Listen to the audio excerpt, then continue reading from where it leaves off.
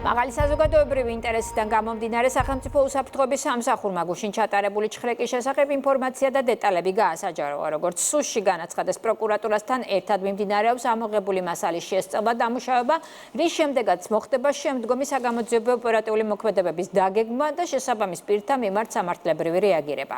თამარ ჩიკვატია გაგვაცნობს სახელმწიფო უსაფრთხოების ბრიფინგის დეტალებს და ინფორმაციას თუ რა რაოდენობის თანხა და ნივთები ამოიღოს უსმა ყოფილი მაღალჩინოსნებისა და სხვა პირების საცხოვრებლების სახლებიდან.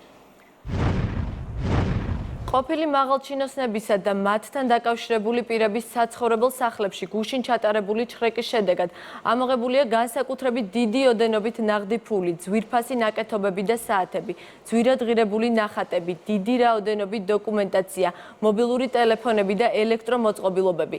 საქმესთან დაკავშირებით საგანგებო ბრიფინგი საქართველოს სახელმწიფო უსაფრთხოების სამსახურში გაიმართა. საგამოძიებო მოქმედებები თბილისსა და რეგიონებში ერთდროულად ჩატარდა, რომელშიც სახელმწიფო უსაფრთხოების სამსახურისა და საქართველოს პროკურატურის 230-მდე თანამშრომელი მონაწილეობდა.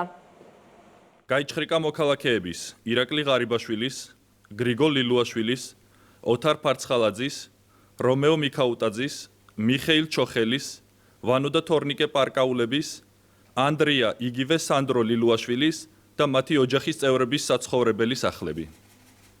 აღნიშნულ ღონისძიებაში მონაწილეობდა საქართველოს პროკურატურისა და სახელმწიფო უსაფრთხოების სამსახურის 230-მდე თანამშრომელი. შედეგად, სხვადასხვა ადგილიდან ამოღებულია ნაღდი ფული საერთო ჯამში 7.200.200 აშშ დოლარისა და 136.000 ლარის ოდენობით.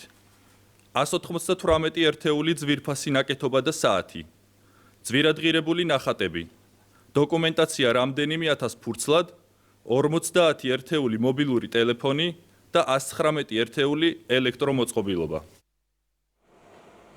ამჟამად სახელმწიფო უსაფრთხოების სამსახურისა და საქართველოს გენერალური პროკურატურის მიერ ჩხრეკის შედეგად ამოღებულ დოკუმენტაციასა და ელექტრომოწყობილობებზე არსებული ინფორმაციის შესწავლა დამუშავება მიმდინარეობს. ასევე ამოღებული ნაღდი ფულის რეალური წარმომავლობის დადგენა. ამის შემდეგ მოხდება შემდგომი საგამოძიებო მოქმედებების დაგეგმვა და შესაბამისი პირების მიმართ სამართლებრივი რეაგირება. თამარ ჩიკვატია საუბრობდა პირდაპირ